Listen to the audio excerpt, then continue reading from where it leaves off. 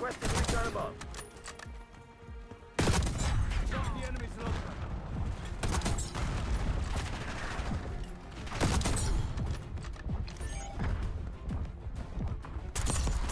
Requesting CUAV above. TACOM, launch counter UAV. Weaver requesting UAV tasking. Available for tasking.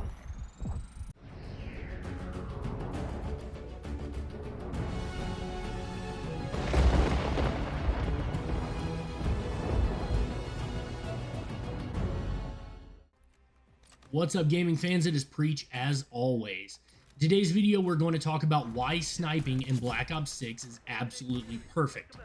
Now, this is a very divisive topic, and most of the sniping community is frustrated with the state of sniping in the game right now. So you may be wondering why, as a sniper, I think it is perfect. Well, before we jump into that, go ahead and smash that thumbs up button, subscribe if you're new here, and turn those bell notifications on if you want to know every time I post a new video. Now, why is sniping perfect when it is this hard? Why would I make a video with this kind of title when I know that sniping is in a pretty rough place? Well, the real reason is, I believe it is going to benefit us snipers as the year progresses.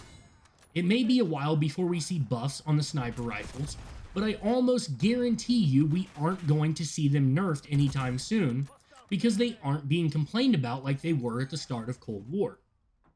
While there are issues right now, like idle sway starting immediately, therefore you are off center when your scope comes up no matter how good you are at centering your weapon, and there are issues such as hipfire delay that doesn't let you no scope when you first stop moving or while moving, and of course the issue of flinch being absolutely absurd on sniper rifles compared to other weapons.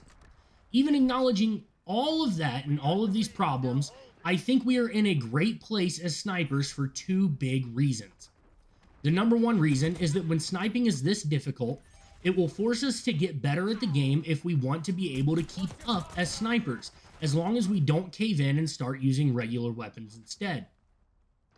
This will make it that much easier on us when the sniper buffs do come into the game to go out and shred lobbies with ease, because we have learned how to handle ourselves even when we have been put at a disadvantage. Something that ties into that is that when sniping is more difficult, it separates the bad from the mediocre from the good, and the good from the great. The best snipers you watch on YouTube, such as Sprat, Pomage, Scope, and others, are still going to excel because they are just that good at the game. But those random guys posting crazy TikTok clips of their sniping because the game catered to them and made sniping easy, those guys aren't going to be in your face this year, and in my opinion, that is a good thing.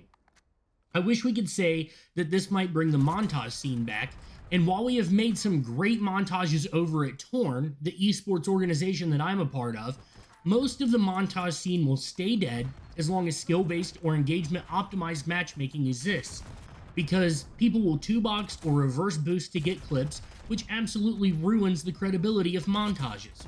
Now, the second reason that I think sniping is in a perfect place to launch this game is something that I already alluded to in the intro just a little bit, and that is that nobody outside of the sniping community is whining and complaining about overpowered sniper rifles right now.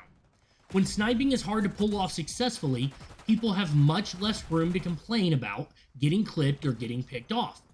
When a game is in the state that Black Ops 6 is in, where everything is fast, close quarters action, but the sniper rifles are objectively slow in comparison, with extra sway, extra wobble, extra flinch, and more, you kind of have to accept that if a sniper kills you, he just outplayed you. There is no room in a game like Black Ops 6 for players to blame the weapon class for being overpowered. If a sniper gets you, either credit them or blame yourself, because the weapon isn't carrying the player with the current design of the game. Now, with all of that said, I really do hope that at the bare minimum, they give us proper centering, even if the sway starts right after the scope is fully up. And I really hope that they get rid of the hipfire no scope delay thing, because that is honestly just uncalled for. The flinch, I think, we could learn to deal with if the other two problems get fixed. But honestly, if we play without that help for a month or two, we are going to be frying once those changes are made. Now, hopefully this video makes sense to you. I promise I'm not losing my mind. I'm just trying to see the silver lining in an otherwise annoying situation for us snipers. If you've enjoyed this video, smash that thumbs up button, subscribe if you're new here, and turn those bell notifications on if you want to know every time I post a new video. And I'll catch you guys in the next one. Preach out.